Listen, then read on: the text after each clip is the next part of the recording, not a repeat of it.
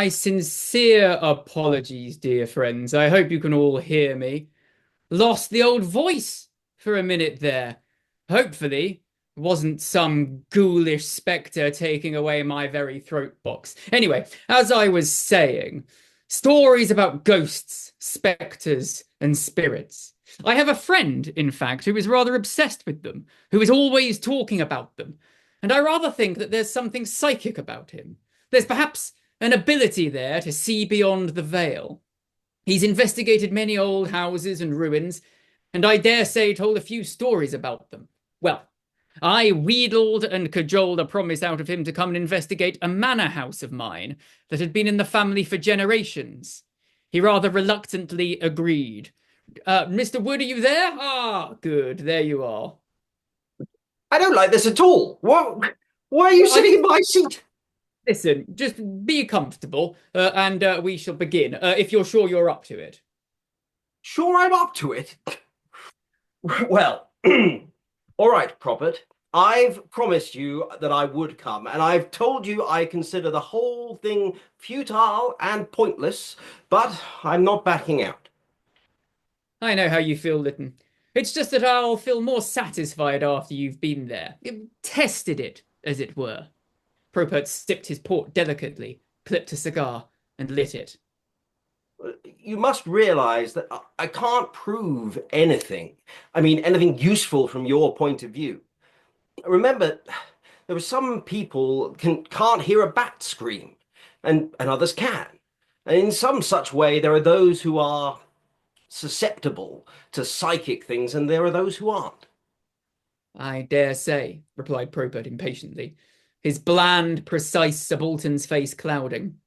And if my father hadn't guessed wrong over that damned mine, and I could afford to live there, I shouldn't care two hoots. But it's rented at 3,000, and I can't let it because of, well, because of what? Well, that's just what I don't know. And that's where you may help me. What help can I be? Well, you can vet the place, as it were. What, just by putting my head through the door and peering around? Well, an ordinary person couldn't, I know, but you're a sort of specialist, aren't you? You've got that kind of instinct. If there's anything phony about a place, you detect it. Well, I think you massively overrate that. I may have a little more, I may be a little more receptive to such things, but unfortunately, that's all. Is it, unfortunately? I think so. But it's never dangerous, is it? So how absurd that sounds. What's it? What are all these its? Occurrences whose causes we are ignorant of. I mean, I know it's not very illuminating that, but imagine the proverbial visitor from Mars. I mean, arriving on Earth after the last human being has disappeared, and imagine him coming across derelict transmitters and wireless sets and conceiving by, well, a flash of intuitive genius, let's say, a casual connection between them. And suppose then he devoted himself to tracing it. One line of inquiry might lead him to the discovery of some of the physical laws governing this planet. Another line of inquiry might lead maybe to death by the dynamo. Substitute psychical for physical and question mark for dynamo. Then such things can be dangerous. Well, not to one's body, I mean, perhaps. I'm not even sure about that. But to one's mind, yes. I mean, they're outside the proper range of perception. And that can be profoundly disruptive. One's mind is not constructed to cope with them, like ultraviolet shades, for example. They exist, but they are not for us. No, tell me more of these circumstances around the manor. I suppose your family has always known that the manor was haunted. A vague word, I know, but it'll have to do. Yes, I realize that now, and I suppose always subconsciously knew it. And then it didn't trouble you. We never talked about it. That was a sort of unwritten law. Some people make a joke of their ghosts, others shut up about them. We were like that. Well, have you seen anything? Never. Ah. I haven't the vaguest idea what there is to see, if any. I tell you, the subject was so taboo that if my mother had seen something the night before, she wouldn't have batted an eyebrow at breakfast. And I forgot, how many lets have you had? Oh, it's four. And they've all cleared out before their time was out. Yes. Though they were all short terms. Surely they gave some kind of reason? They each said much the same dumb thing. That circumstances had arisen which forced them to alter their plans. But I've heard gossip from the village. The Sussex peasant is as ghost-ridden as ever he was. Oh, you'd think with charabancs and radio, well, it has made precious little difference. You'll never catch one of the Whitlingites going up our drive after dark of his own free will. And that's how I've always explained it. That these people brought their own servants, but as soon as they arrived, the locals got jawing to them, and it got back to the people in the house, and they began seeing things. Anyway, they all left in a hurry, and apparently were glad to go. And nothing more definite than that. Uh, well, there was one rather queer thing. The last people who took it were an American millionaire and his family. And though they only took it for 6 months, I'm certain he meant to stay on if it suited him. His eldest son was an artist, and after they'd been there a week, he disappeared. And so far as I know, was never seen again. Possibly it wasn't so funny at that. He was known to be rather weird, and you know what artists are. Well, you know what I mean. You're not an artist, just a pen pusher. Well, how do you mean disappeared? Well, just like that. They left him reading in the library when they went to bed, and though they did everything, searched, dragged the lake, put the cops on, and whatever, they never found a trace of him. And he left no message. Never even took his hat and coat. Just seemed to pop right off the earth. And when was this? 1929. I believe I remember reading about it. I expect you did, yes. I suppose the Yank talked, for a lot of reporters came down, and there were bits in the papers about it. What kind of bits? Oh, something about a bloke having been walled up in the manor during the civil wars. Well, it's a common enough example of the mythmaker's art, but walling up was certainly an old English custom. But do you mean to tell me there was no such tradition in your family? I told you, we never talked about it. But I should be a liar if I said I've never heard anything of the sort, but only the half-remembered echo of a whisper, if you know what I mean. I don't know when or how I heard it, but somehow it sounded familiar when I read it. Unmistakably familiar. I can tell you this. If there is anything queer about the manor, it's connected with the library. I must sound like a fool because I can't tell how I know that. I've never seen anything, and I can't remember being told. It may be I heard it in the nursery. I simply don't know. There was just this, too. At one end of the library, there's a door leading to some stairs. One flight leads up to the gallery, the other down to the cellars. At the bottom of the stairs, there's a very heavy old oak door, which was always kept locked. We never asked why. You know how children accept such things. In fact, I don't ever remember anyone going down those stairs. I know how vague all this sounds. Look, I realize what you mean, but you must get it out of your head that even if I get any sort of reaction to the place, which is exceedingly unlikely, I might add, I can't do anything about it. I mean, I don't know the rites of exorcisement, and I've not got any rough-on ghosts to sprinkle all about the library. I recognize all that, old chap. But if you tell me the house is a wrong un, I mean by that, If you don't think it's odds on that anyone who took it would probably get the breeze up, then I shall simply sell it to another American millionaire, numbered brick by numbered brick, and he can number the ghosts and take them west with the other things. Let's have another drink, and then I'll get the car. Hmm? There's no light in the place, by the way. We made our own juice, so we'll have to rely on my lamp. They had one more drink, and Propert went out to get the car ready. Well, he'd have to go now, thought Richard Lytton, lighting a cigarette. Alec had been badgering him for months to bring this about, this perfectly vain excursion. Certainly, to drop 3,000 a year, and especially from such a dim, intangible cause, was exceedingly infuriating, even though Alec wasn't exactly starving. Though Alec might have a bland, subaltern appearance, he had a shrewd money spinner's knack, and with a 7-room flat in Park Lane and this much-coveted cottage, to say nothing of a fat car and a light plane, he was at least above the breadline. But the crowding thoughts of all he could be doing with that 3,000 gave the poor fish no peace. 3,000 almost literally spirited away. Old yarn that about the millionaire's son. The Chateau Vignon over again. Sounded very like it. Anyway, after persistent beseechings, he had agreed to this folly.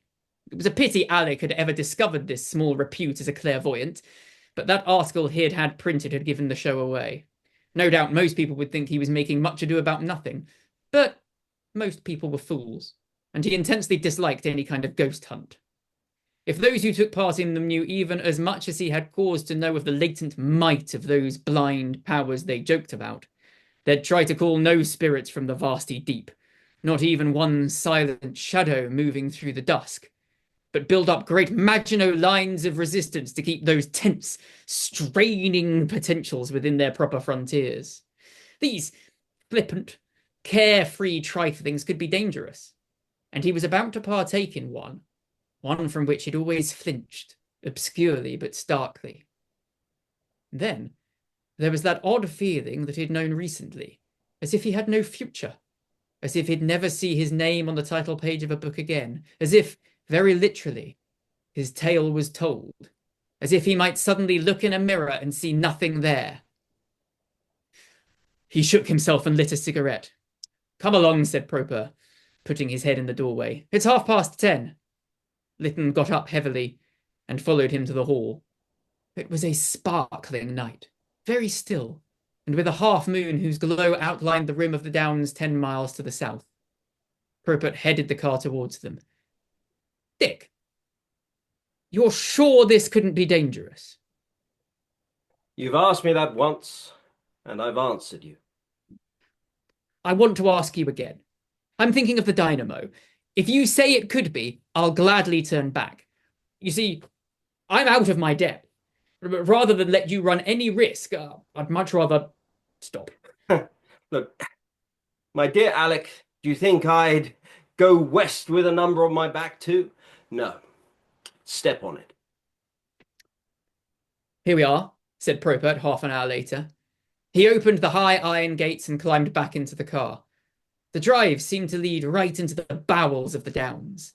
It climbed quietly for half a mile, swung left through a high, dense coppice, and ended abruptly at Whitling Manor. "That's the dear old hovel. You ought to see it by daylight. Experts say it's about the best early Tudor in Sussex."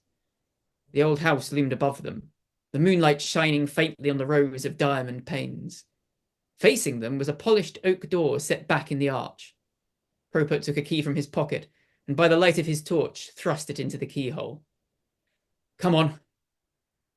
As he crossed the threshold, Lytton hesitated for a moment, then moved forward. He knew again that strange, passive, receptive sensation, half expectant, half resigned, which he had known many times before. That cue that he was about to be used.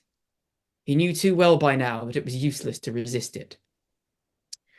"This is the great hall," said Propert, waving his torch about. "The library's through to the left." They picked their way past chairs and tables shrouded in dark covers. They passed through an arched doorway into a short passage. Propert opened another door on the end of it. "Here we are." By the light of the lamp, the room looked huge. Bookcases, their contents shrouded by hanging curtains, stretched from floor to ceiling. It runs the whole length of this wing. Used to be 3 rooms, but my great took down the walls. They paced the length of the high, quiet watching room, the small beam breaking its way through the darkness. At the far end was another door. This is the one I told you about. Rupert opened it, and there were the stone stairs. Like to go down? No. Rupert closed the door again and turned the beam down the room. It looked cavernous, unending. Isn't it a glorious room? Well, you can imagine it. They went back to the other end. Rupert unclipped the covers over 2 armchairs. Well, now, I suppose, the procedure is that we await its pleasure. Will you be cold? No. Await whose pleasure? Well, really, yours. Shall we talk? No. Then let me know when you're ready to go. He switched off the lamp and lit a cigarette. Lytton watched the eager, sparkling tip of the cigarette descend and then diminish very slowly to a pinpoint. He became rigid and inert. Slowly, the pinpoint grew larger, splintered, and the splinters danced, settled, heightened, and he was staring down at a double row of candles, the thin smoke from their flames fluttering away and becoming straight again. Their flames made small, disturbed pools of light on the rough surface of the table, and etched light and shade on the figures around it, so that their hands were white and clear, and their faces shadow-flecked and dappled. The figure at the end of the table raised his right hand above his head, so that its huge shadow stained the wall. The other figures raised their right hands. The torch poured its smoke against the crouching ceiling. The smoke went searching along the ceiling and recoiling. The smoke poured up straight, and it was dark. He passed his hands over the stone, edging at the cracks where the wall turned in on him. He breathed hard, for it was hard to breathe. He clenched his fists and struck at the stone. He knelt down and ran his nails against the cracks where the walls met the floor. He breathed harder, for it was harder to breathe. He hurled himself against the walls, struck against the ceiling, fell to his knees, and drove his nails into the cracks where the walls met the floor. He opened his mouth and flung his hands to his ears as the roar broke on them. He hurled himself against the wall, struck at the ceiling, beat against the stone. He flung himself down and clawed at the cracks. He opened wide his mouth, searching for breath for his bursting heart, but he could breathe no longer. Far away, he could see a tiny beam of light, eager and sparkling. It grew larger and was gone. Oh, well, Dick, had enough? It's 1:30. Shall we beat it? Dick? Are you asleep? Wake up! Rupert got up and switched on the lamp. He gazed down at the gasping, fading shadow in the chair, and he screamed out, "Dick!" as the torch slipped from his trembling hand. Marvelous, absolutely marvelous. Wonderful, haunting tale of a ghost hunt gone so terribly very wrong. Thank you so much for joining me tonight, Mr. Barlow. Wonderful to have you with us for an Edwyrdian evening. Oh, Mr. Wood, I thought for a moment there you were dead, but I must say, you've bounced back rather quickly. I thought I was going to have to carry on my own. I might lose my voice again. Well, unlike poor Dick Lytton, I have another tale to tell. Though, well, if you care to stay with me and join me for the rest of tonight. Well, I probably better, or you'll get scared of the dark on your own, I'm sure. It's true enough, yes. But, strangely enough, this tale begins and ends in the daylight, though it is certainly another horrific example of terrible misadventure. I'd like to go with you, said Welland, but I think I'd better nurse this heel if I'm to get through the rest of the trip. Yes, yes, certainly. You'd be a fool to attempt it. But I like the look of those silvery slopes above the wood. Well, ever since I was a kid, I've loved high hills and virgin snow. I don't imagine it will take me more than 4 hours or so up and down. All the same, might be as well to get one of the locals to go with me. It's easy to miss the shortest way, even on such a simple climb as old Bruden looks to be. Well, ring for our worthy host and see if he can arrange it. Seabright pulled for the bell knob, and a moment later the landlord appeared, a tubby, rubicund chap of middling intelligence, and therefore consequently at peace with the entire world. Oh, Mr. Reddle. I'm going to climb Bruden tomorrow. Mr. Welland has a bad heel, and I want a companion. Would someone from the village go with me? I don't believe they would, sir. What on earth do you mean, man? Or don't they like the look of me? No, it isn't that, sir. No, but the chaps around here, they won't climb old Bruden when the snow's lying. Well, why the devil not? Well, sir, it's just that way. I mean, they won't go beyond the wood on any account, but most of them, they don't like treading foot on it when the snow's lying. But why? I can't imagine a simpler or easier climb. Is it because it's too much like work? Hmm? No, it's not that, sir. I mean, look, I'm not a native of these parts, but I hear, I don't hear everything like a local chap, but I mean, they've got some reason why they won't go above dim wood in the snow. Is that big spinny halfway up Dimwood? Yes, sir. I mean, look, the fact is, there's something that wanders on the slopes above it when the snow's there. Oh, yes, yes. And hides behind the cairn and pounces on the unsuspecting climber? Yes, sir. That's exactly what they does think. I'm damned. Do they think they've seen it? Well, they're pretty close about it, sir. And I mean, the chaps, well, they get sullen like, and they change the subject if it gets mentioned. But I mean, it does seem as though some of them have seen marks, sir. And I gather it's a very old story, a sort of like a village secret, sir. Oh, a very typical piece of folk funk. A few probably perfectly explainable marks in the snow, and of course, the devil or some other undesirable is abroad. Away goes the snow, away go the marks, and away goes the devil. Well, landlord, I'm sure you're above that sort of thing. Come with me tomorrow and help me to lay what must be rather an inconvenient bogey. I don't believe I will, sir. What? You don't mean to say you believe this tripe? I don't say I does, but I believe in being on the safe side of such things, sir. And I'd do the same if I was you, sir. Ah, be damned to that. I'll crime brood, and if it snows ink. As you please, sir.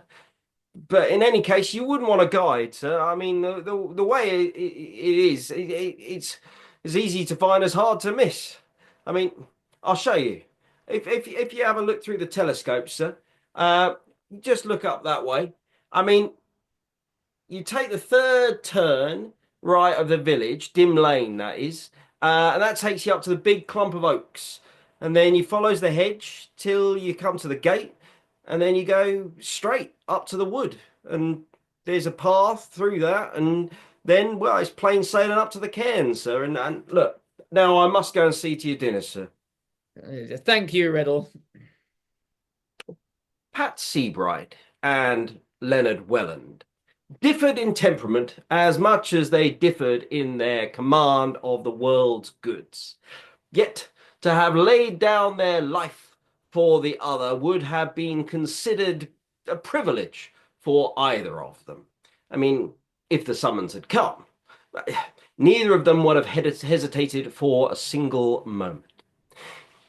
They had been the finest, the firmest, the fastest of friends for 20 years or so.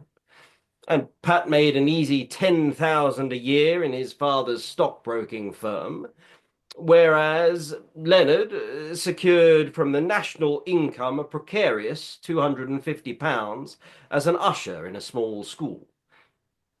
Well, yet the overwhelming disparity between their income tax returns had never seen the slightest degree tarnish their friendship, and Pat had never lent Leonard a penny.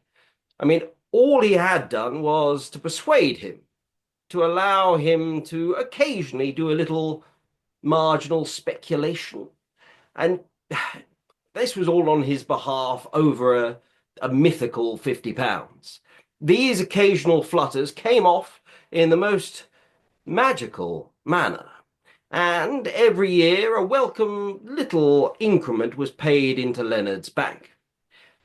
Intellectually, Pat was a child in comparison with Leonard, but in practical affairs, he was an enterprising and inquiring type with a mind that Leonard stimulated and vitalized a strata of his brain which otherwise would have quite perished, largely due to malnutrition.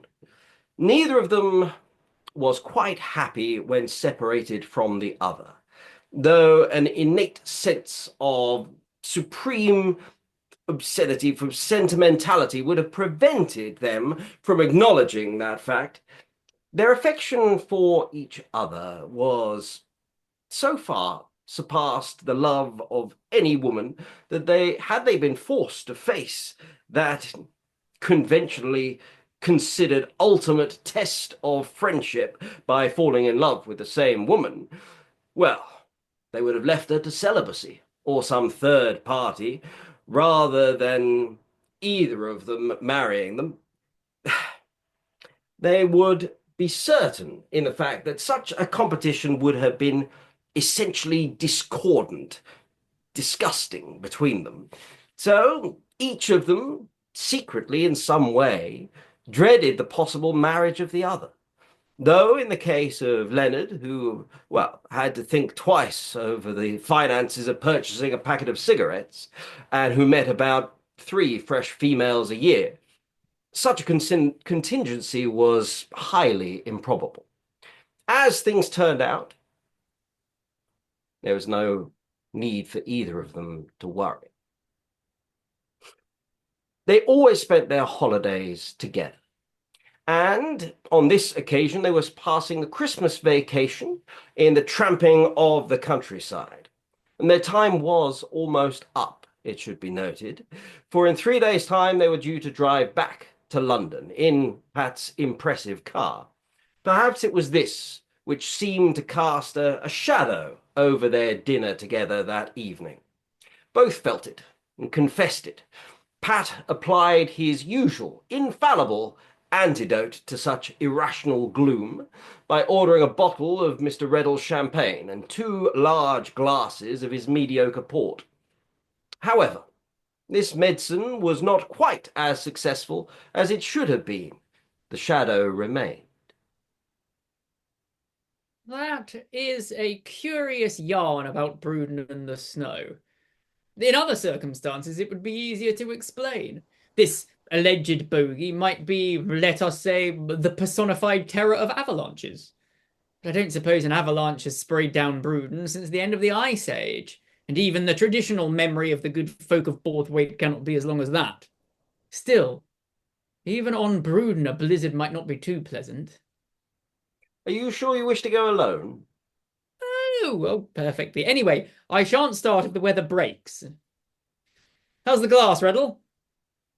Steady enough, sir. From the looks of the sky, I'd say it'll be fine, but dullish tomorrow.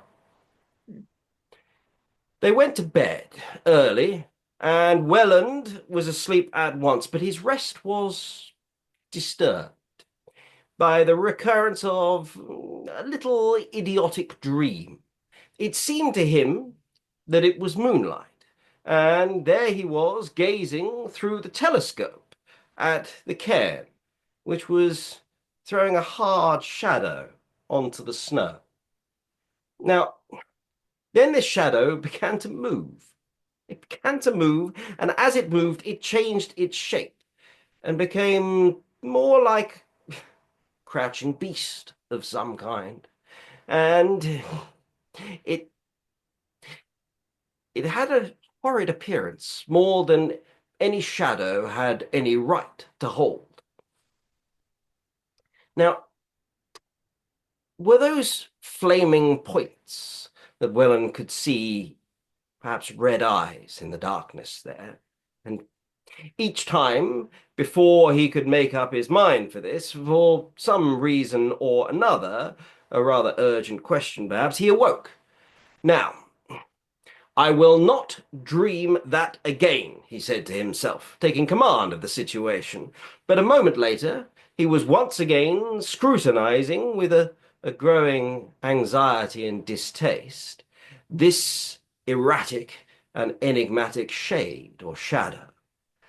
And after this has happened some 5 or 6 times, he sat up in bed and self-flatterers, he said to himself, would attribute this bother to nerves. Well, honest men to alcohol. What should I do about it?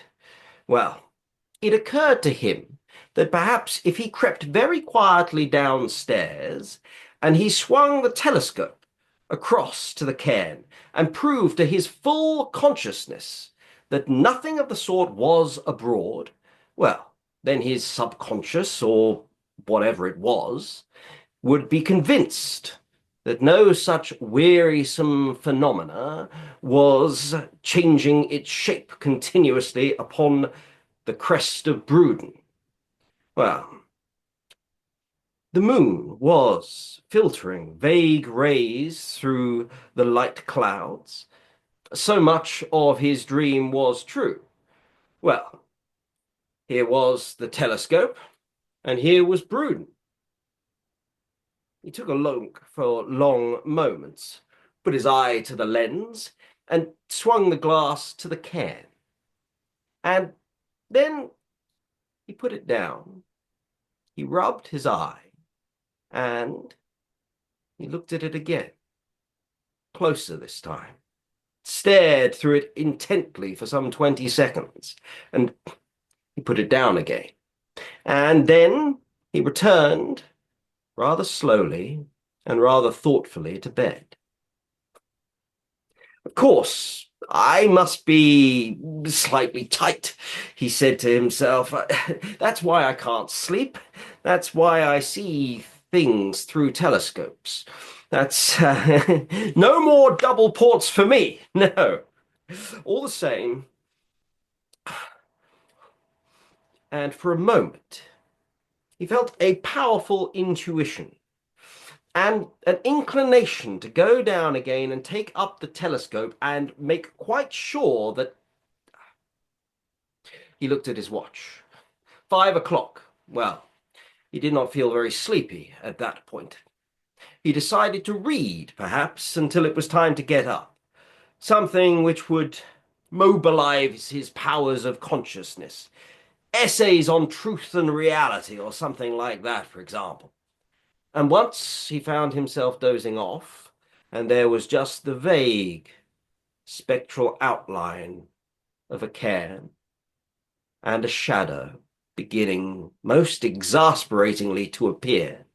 He pulled himself back to consciousness, and taking every sentence, slowly etched the words from his book into his brain. Well, as Mr. Reddle had prophesied, the morning was fine, but overcast, and the glass remained high. Seabright announced his intention of starting at 12:30. He would reach the wood about 2 o'clock and summit about 3:30. Just as dusk was beginning to fall, there would be enough light, though, to see by, to make his way down to the wood, and he would be back at the inn before 5 o'clock. And you can follow my progress, Leonard, through the telescope and mutter prayers for my safety, huh? Now, Mr. Reddle, are you sure you won't come with me? No, thank you, sir. No, look, if you take my advice, you change your mind, sir. Why not have a try for some of those ducks on the marsh instead? I am going to climb the haunted hill. I am determined to convince the superstitious natives of these parts that climbing this measly hill with 2 inches of snow on it is not precisely the perilous ordeal they profess to consider it. I shall, if he appears, tweak the nose of the local bogey, and I am off to do this now. Very well, sir, replied the landlord, and I wish you luck. Seabright set forth punctually at 12:30, and Welland watched his strong, stocky figure striding away up the village street.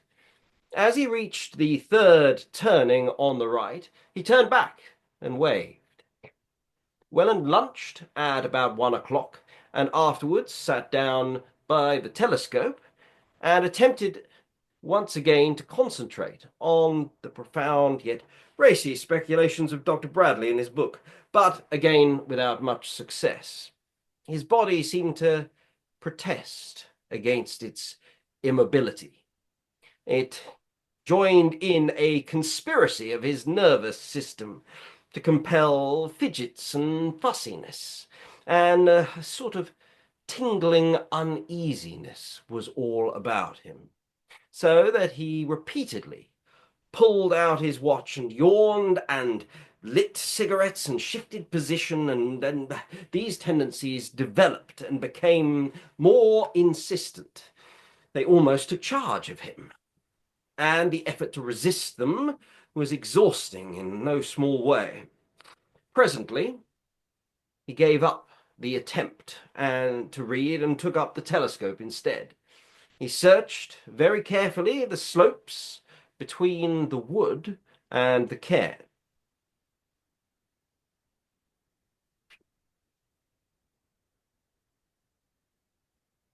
If those weren't footmarks, then what the devil were they? Very possibly the locals were in the habit of pulling Mr. Reddle, the foreigner's, leg. Certainly someone had travelled on those slopes, and recently. Those marks were extraordinarily distinct. Now, would that be due to their size? Uh, he looked at his watch again, and 5 minutes to 2. Well, Pat should be appearing at any moment now, and looking through the small telescope again, like looking through this all the time was a very damn tiring business. But there he was, at long last, trudging up the mountain. Now, he's looking at those footprints, or whatever it is they are. He's looking down upon the ground, and Seabright remained peering down for half a minute. Then he began climbing steadily once again. Welland found he could just about follow him with the naked eye, so he put down the telescope. Mr. Reddle came in just then. "How's he getting on, sir?" "He should be at the top in, 20 minutes or so." Ah, well, the landlord seemed not quite at his ease at that. "It's getting a bit misty near the cairn, sir, isn't it?" "Yes," said Mr. Welland.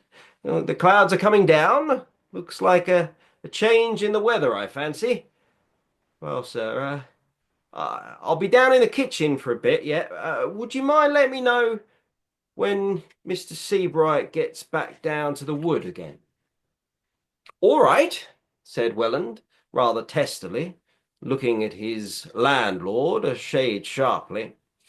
"It's just a fancy of mine, sir," said Mr. Reddle. "If it's a bother, don't you worry." And he went out once again.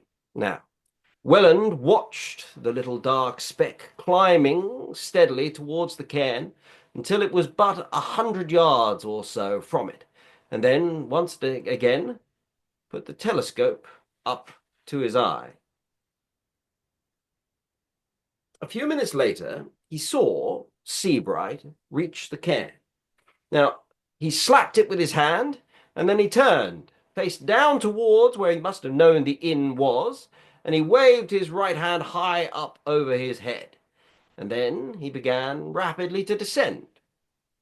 He was just about to put the glass down again when and suddenly became tense and intent. He put the telescope away and rubbed both lenses with his handkerchief. And then he put it to his eye again, and for a moment he remained there, taut and rigid. Then he began to tremble, and then he dropped the telescope to the floor where it shattered, and he rushed from the room, out through the front door, down the village street as fast as his legs could carry him. And, as it happened, there was only one person who saw him pass, old Mrs. Elm, who was beating a rug outside her cottage door. And when she saw this hatless figure dash hobbling past, and the queer look on his face, too, well, her mouth fell open, and her rug dropped from her hands. A moment later, she saw this figure turn up the lane and disappear. And then, for several minutes, she remained staring, open-mouthed. Now, Mrs. Elm's brain never exceeded Largo in its tempo, and seldom reached it, to be perfectly honest. At the same time, she had a sense for the unusual, and she went back to her kitchen and wrestled with the problem of what to do. So presently she put on her shawl around her head, and she trotted up to the Hare and Fawn, where she found Mr. Reddle squeezing the digestive apparatus from a chicken. "Mr. Reddle," she began, and fiddled with her shawl. "Yeah, what is it?" asked the landlord, pausing in the midst of his culinary business. "Well," said Mrs. Elm, "I sees one of those young chaps what have been putting up here, and I sees him running by in his slippers and his dressing gown, without his hat, and he turned up Dim Lane, and I thought I ought to tell you." Mr. Reddle stared at her for a moment. Then he rushed past Mrs. Elm and into the guest parlour. He stood stock still for a moment, gazing around the room, and then noticed the end of the telescope sticking out from beneath the table. He picked it up, stared for a moment through it at the dusk-rimmed crest of Bruden through the broken lens of the telescope, and then he rushed through the front door and down the village street. By lucky chance, he met the local representative of law and order, Constable Lamb. Mr. Reddle clutched at his arm. "I think there might be something wrong on Bruden," he said. "Well, maybe something's happened to those chaps what have been staying with me." Mr. Lamb stared at him sharply, and something in Mr. Reddle's face, and rather disturbing memory from a certain business he had attended once before on those slopes, recurred to lubricate the somewhat sluggish machinery of his imagination, and prevented him from asking some rather natural questions. All he said was, "We'd better go and see if the doctor's in." Well, they ran together down the street to where the brass plate announced that R. Ford, M.D., physician and surgeon, had his habitat. He was in, and he did ask a few questions, but his natural skepticism was also diluted by a certain memory of a certain scene he had attended in years gone by. And presently he picked up his bag and hat and coat and electric torch, and they started off with the other two. Soon they were climbing in panting silence through the dusk, and the doctor's torch faintly revealed the way. They had just reached the last turn on the path through dim wood when the doctor stumbled over something. Just describe for us, Constable, exactly how you found the deceased, asked the coroner. Well, Mr. Seabright was lying on his back, sir. His arms were thrown out like, and Mr. Welland was about 6 yards away. He was lying on his face.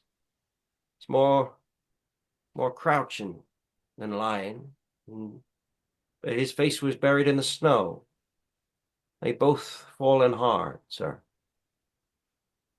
And did you examine the snow for the tracks of a third person? Yes, sir.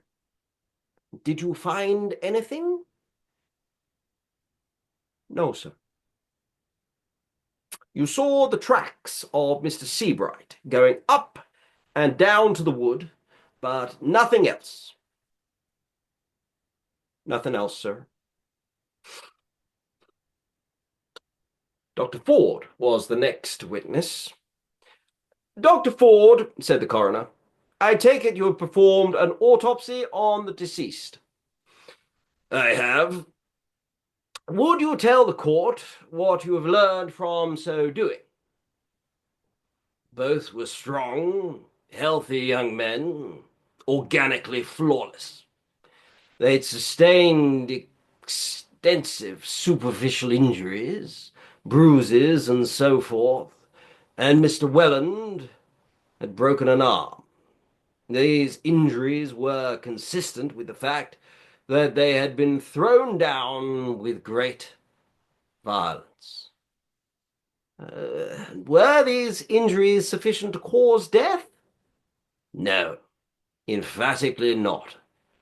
Well, then can you suggest a cause by which these two young men have died? Frankly, I cannot. It's conceivable that some very violent shock, sudden terror, for example, may have resulted in heart failure in each case. And when I say conceivable, I mean it's just possible. But I'm at a loss for convincing explanation to their deaths. I have never known a parallel case. Is Mr. Reddle here? Asked the coroner. Mr. Reddle was, and he returned to the box. Now, Mr. Reddle, as I understand it, Mr. Welland had decided not to accompany Mr. Seabright on this climb. Yes, that's right, sir. He'd hurt his heel. Then the fact that he suddenly made up his mind to go and meet his friend was a complete surprise to you? Yes, it was, sir. Can you account for it? Well, no, but I think Mr. Welland had been watching Mr. Seabright through his telescope, sir. And what does that have to do with anything? I mean, Mr. Reddle was silent for a moment, searching for words. I should say nothing, sir, like as not. I mean, I only mentioned it, sir. Well, the coroner drummed his fingers on the table, but there was otherwise no sound. From outside there came the light crack of a whip and the slow rumble of wheels. Well, said the coroner at length, this seems to me an extremely unsatisfactory affair. All I can do is express my profound sympathy with the parents of these poor young men. Here he bowed to four persons dressed and in deep mourning, and to express my hope that further light will be eventually shed on this highly mysterious and tragic affair. But I see no object in adjourning the inquest. The verdict was open. Mr. Reddle followed PC Lamb out of the court and suggested to him that he should come up to the Hare and Form and they should have some refreshments. The constable had no objection whatsoever to this. When they were seated in the parlour and they were furnished with some glossy old pewter, Mr. Reddle said, "You didn't tell the whole truth and nothing but it at the inquest, did you, Mr. Lamb?" The constable put down his mug and looked suspiciously at the landlord. "How's that?" he said. "What's make you go to say that for?" "Well, because I was watching you through the glass when you climbed Bruden the morning after we found those poor young chaps." The constable sat uneasily in his chair. "Look, if I tell you what I see, will it go any further, or will you keep your tongue quiet about it?" "I'll do that," said Mr. Reddle. "Well," said Mr. Lamb, "a year or two before you came here, I was a London chap found dead in the wood, and that time I did tell all I seed. The chief constable, he sent me off. He sent for me and asked me a lot of questions. At the end of it, he said, 'They brew strong ale in your parts, don't they?' Ah, what did you say to make him laugh?" "I said I'd seen marks in the snow coming up behind the marks made by the London chap." "What sort of marks?" "I don't believe I'll be saying after what those marks were like. I don't somehow feel like doing it. Not out loud, that is. But I'll say this. It seemed to me that whatever made those marks, some of the time he made four, and some of the time he made two of them. He sort of crouched down at a time, and sometimes walked like he was on two." "Maybe that," replied the constable. "About those tracks," said the landlord. "You could make out the ones Mr. Seabright made up and down." "I could." "And would you say that he noticed anything? I mean, anything that might have to do with them other marks?" "Well, he went up steadily enough. But after he'd come down a couple of 100 yards, I'd judge he stopped, looked around, and well, you could tell that plain enough. And then he started to run, didn't he?" Uh, Started to run, did he?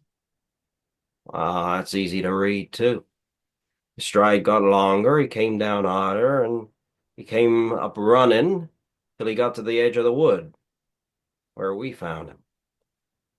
And just as he got there, I take it, Mr. Welland met him. And Mr. Seabright stopped, and the two of them, well, they faced up well, to whatever it was they had to face up to. Yeah, I reckon that's what they would have done," said Mr. Reddle. "I guess that's the rights of it. They'd have to face up to it together." And then there was a long silence in the Hare and Form between the two men. "Snow's off Bruden now, I take it?" asked the constable at length. "Yeah," said Mr. Reddle. "I looked through the glass at it round dinner time, and even that last big patch of snow around the cairn, that's melted away." Oh, whoa, a great story, Mr. Wood, of the terrors of Broodner. It's enough to put anybody off hiking for life. Hey, hang on a minute. I died in that one. "Well, look, fair's fair." Oh, I suppose that's true enough. "Well, thank you so much, Mr. Barlow. Thank you for joining us tonight. Thank you for joining me for two terrible tales of death by misadventure. Yes, yes, yes. I just didn't expect the misadventure to be mine, that's all. Do you hang on, do you keep inviting people on this just to kill them off?